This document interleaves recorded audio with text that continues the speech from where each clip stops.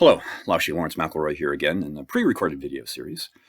Today we're going to do a one-off. It's a topic just for one video. And to introduce this particular topic, I'm going to tell a little story. So many moons ago, so many years ago, the ongoing program that it involved no longer exists. So as an ongoing program, people who were in the room that particular day had been in the room for a while, and I thought I'd throw a little quiz their way. And I simply asked if they could, how many of the acupuncture points that I reference on a regular basis in the room, could they name? Could they identify the name and the location in the body?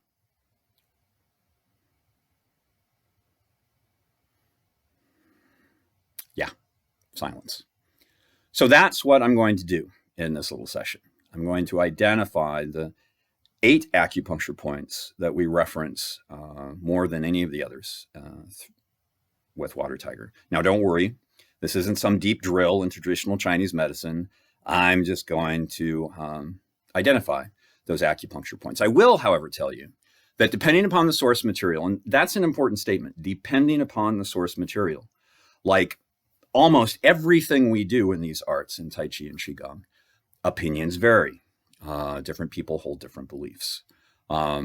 These are ours, and I will also provide a little bit of contrasting information. For instance, some sources put the total number of acupuncture points in the human body as somewhere at or below 350. There are some who have it at 360 and change. I've seen one source, a bit of source material that indicates there are over 400.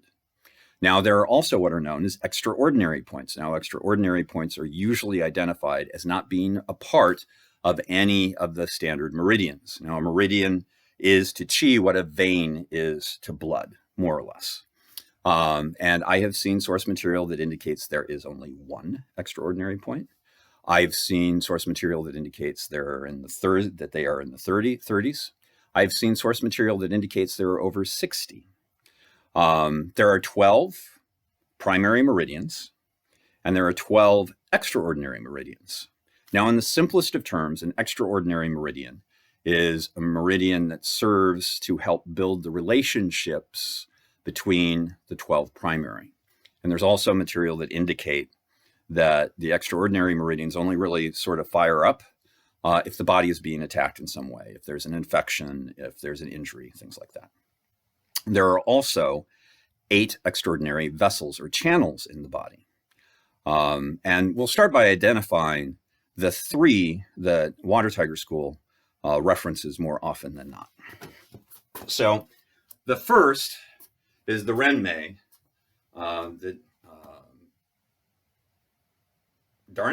conception vessel. I'm sorry, I just blanked. The conception vessel or conception channel, the Yin conception vessel, the Renmei. From the bottom of the mouth down more or less the front of the body on the center line. Some people have it end at the perineum at an acupuncture point. We actually bring it up to a point on the body that is not an acupuncture point. It's above the buttocks, just above the vertical smile, and below the most people would consider the lower back. And it's at that point on the body, not an acupuncture point, that the Dumei, the governing vessel, or the Yang governing channel, takes over, goes up the spine, up over the top of the head, down the center line of the face, and ends at the roof of the mouth. So the Yin conception vessel, the Yang governing vessel, the Renmei and the Dumei. Now you can focus on an image, a circulation that either runs from the Yin conception vessel to the Yang governing vessel that way, or Yin conception vessel to the Yang governing vessel that way. They have their purposes.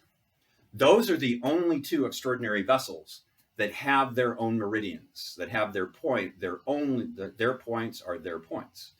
However, things like the belt channel, the other 6 of the 8, will borrow acupuncture points from other meridians. They don't have their own. The belt channel, I bet you can never guess where the belt channel is, although I just sort of gave you a clue with where I gestured. Belt channel is more or less at your belt. We talk about the belt channel in terms of movement sometimes to get that horizontal movement in the torso. So those are the three that we reference more often than not in the 8 extraordinary channels. Now, again, there are 8 acupuncture points. Well, there's actually more because some are on both sides of the body. But the names will identify there are only 8. We're going to start at the feet and play our way up through the body. So the first is the bubbling well cavity, the Yong Quan, the ball of the foot. Now, the ball of the foot is our main connection point with the earth. Even though it may not always have all the weight, the bubbling well cavity, the kidney one, is our main connection to the earth. And it also is an important component of our vertical alignment. The second point, we travel all the way up to the perineum, the base of the pelvic bowl, and the Hui Yin, the bottom of the seat. That's cultivating vessel, or Renmei 1, right at the base of the pelvic bowl. When we talk about vertical alignment, we talk about it being anchored toward the earth. And as we move into vertical alignment, the first 2 points we mentioned is the perineum is in line with the ball of the foot. The Hui Yin is in line with the Yong Quan. That brings us to the Shiah Dan Tien acupuncture point. Now, a lot of people will specify sort of physically, like they'll say 2.5 or 3 finger widths below your belly button. Now, that may work for some depending upon your body type, but if you've seen Kung Fu Panda and then seen the scene where they have to sort of reinterpret where the acupuncture points are because of pose, body type, you'll understand that acupuncture points may not always be where other people will identify their location. And I'll share a little something with you. A student of mine had the same traditional Chinese medicine practitioner as I did for a while.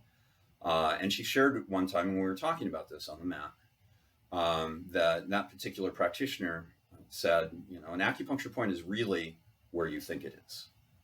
So that can sort of be a little bit of a relief to those who hold a belief that doesn't jibe with what other people are saying. An acupuncture point is where you think it is. Now, you can't use that as an excuse for everything, but it does provide a little bit of an open door for some wiggle room for people. We sort of say that, to find the Shiah Dan Tien acupuncture point, the acupuncture point for the lower field of elixir, which is cultivating vessel, if I remember, 6, right? Yeah, or 4. 6. Fold of the elbow, where the palm of the hand comes into contact with the center line. The Shiah Dan Tien acupuncture point is somewhere between the solar plexus and the pubic bone, but much closer to the pubic bone than the solar plexus. Right, so on the center line, on the surface of the lower abdominal cavity, is the acupuncture point for the lower field of elixir, or cultivating vessel 6. Now, the Ming Men, the gate of life, we place at a point equivalent on the spine as to where we place the acupuncture point for the Shiah Dan Tien. Now, the Ming Men is governing vessel 4, and so I got the 4 and the 6 mixed up. Those are, just adjacent to one another on the front and on the back. The Ming Men is the gate of life. Then you have the Jong Dan Tien acupuncture point, the solar plexus, on a line between the nipples. We're just a little bit lower than that in our placement of the acupuncture point for the Jong Dan Tien, or the middle field of elixir. So there's that acupuncture point.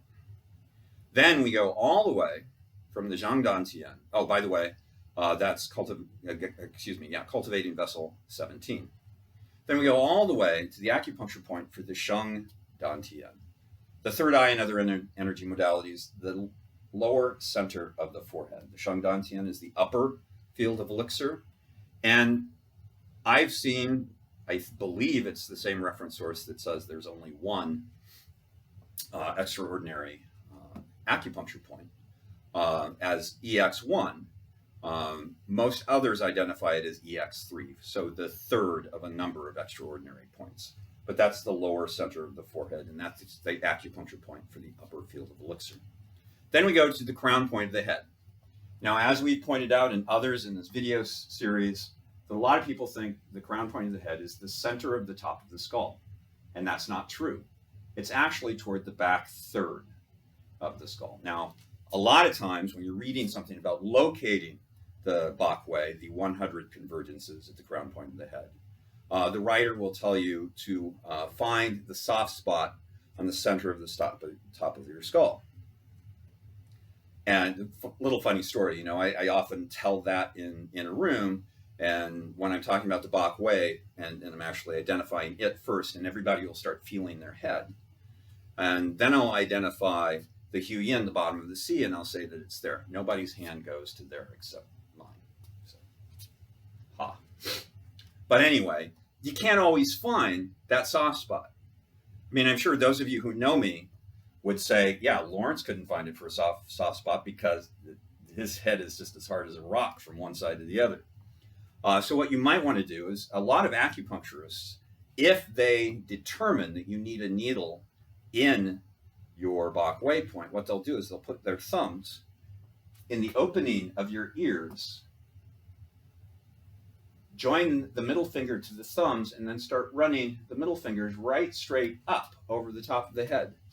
And they'll drop the needle where those fingers meet, on the center line, which, by the way, was the same for the Shang Dan Tien acupuncture point, the Jong Dan Tien acupuncture point, the Shiah Dan Tien acupuncture point, the Hui Yin acupuncture point, and the Ming Men acupuncture point. All of those are on the center line, front and back of the body.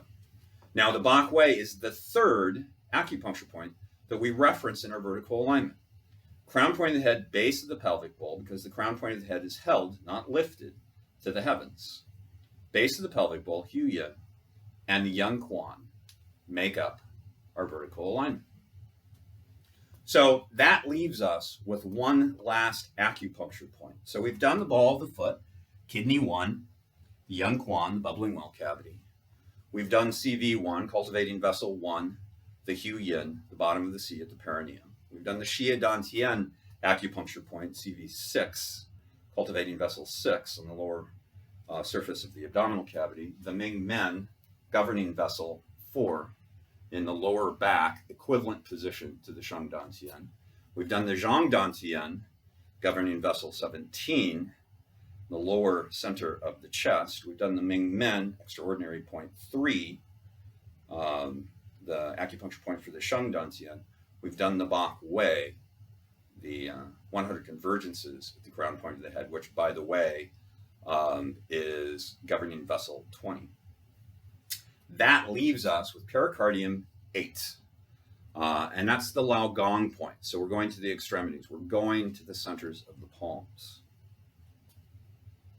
Right? Some people will say where you fold, you know, the middle finger. Some people will identify the index finger in toward the palm of the hand. But if you just find the very center of the palm of your hand, that is the Lao Gong point, the work temple, pericardium 8. And those are our 8 acupuncture points, though there are more because we have a left and right Lao Gong, we have a left and right Yong Quan. So again, there are many more acupuncture points. There's so much information in traditional Chinese medicine that we could fill up hours of video talking about.